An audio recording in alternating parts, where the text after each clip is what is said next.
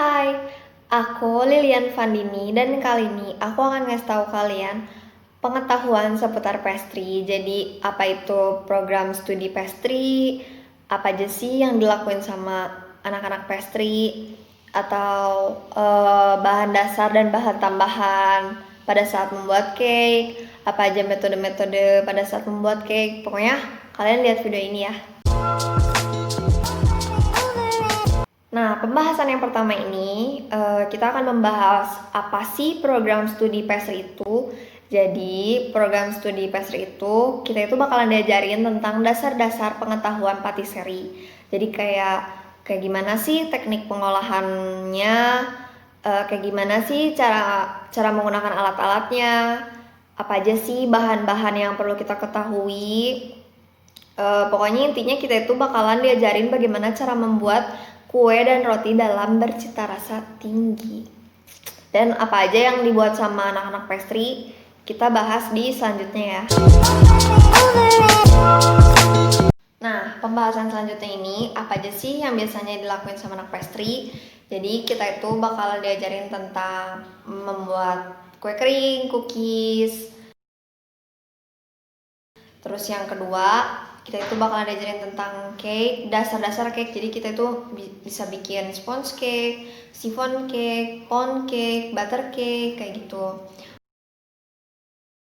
Terus yang ketiga, kita itu bakalan diajarin tentang coklat pralin. Jadi coklat pralin itu kayak olahan coklat, kayak coklat truffle.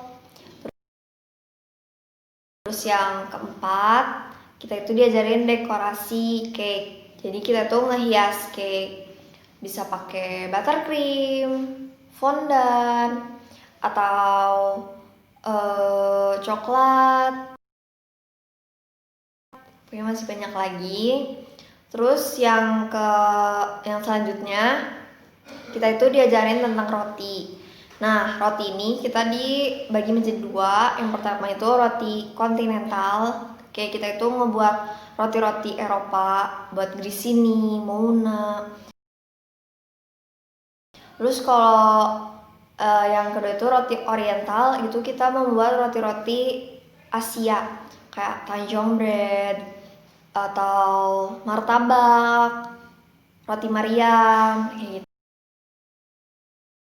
Nah, selanjutnya kita ini ngebuat gatuk Thornton and cake. Jadi kita itu ngolah kayak sponge cake dijadiin cake lainnya kayak red velvet, African cake, tiramisu, punya banyak. Terus kok kita juga belajar dessert kayak bikin mousse, panna cotta. Nah, terus kita itu juga belajar sugar work. Jadi kita ini belajar membuat permen, marshmallow. Terus ada juga kue tradisional. Kita tuh membuat kue tradisional Indonesia, buat putu mayang.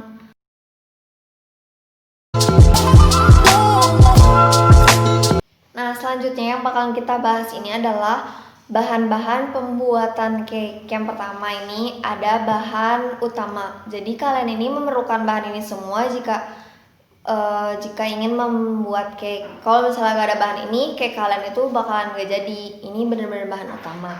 Yang pertama itu ada tepung terigu. Tepung terigu itu dibagi jadi 3. Ada tepung protein tinggi, contohnya tepung cakra. Terus ada tepung protein sedang, contohnya tepung segitiga. Dan yang ketiga ini tepung protein rendah, contohnya ini tepung kunci. Nah, yang pertama ini, yang protein tinggi ini biasanya untuk membuat roti-roti. Kalau yang kedua yang sedang ini biasanya untuk membuat cake. Yang ketiga ini biasanya untuk membuat cookies. Nah, fungsi tepung terigu ini biasanya untuk mengikat semua bahan, pemberi struktur. Terus yang kedua ada bahan telur. Telur ini fungsinya untuk menambah warna, menambah gizi, menambahkan aroma. Nah, bahan selanjutnya ini lemak. Jadi lemak ini kita itu ada 2, lemak nabati atau margarin, mentega. Kalau yang kedua ini ada lemak hewani yaitu butter. Nah, ini tuh bisa memberikan aroma, menambah gizi, melembabkan adonan. Terus yang keempat, bahan yang keempat ini ada gula. Gula ini banyak ya jenisnya. Ada icing sugar, ada gula castor, ada brown sugar, ada palm sugar, punya banyak.